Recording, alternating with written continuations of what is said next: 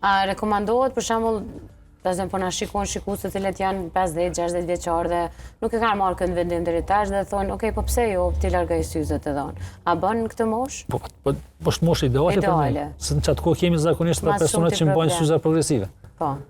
Po ashtu kur kemi rastet që pyeten merret për puna ku nuk mund të bën llaset, ata pacientë që kanë djetëri shumë të mëdha.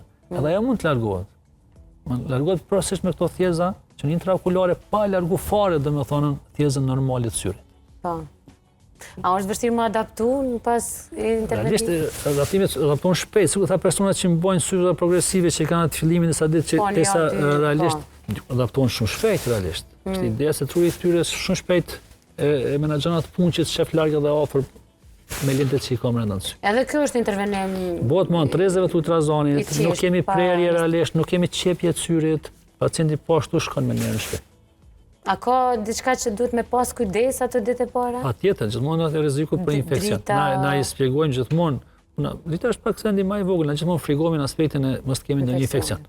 Që i tregohet çdo gjë pacientit se si duhet ta trajtoj, çka duhet ruhet, kështu që është proces që shkon shumë lehtë.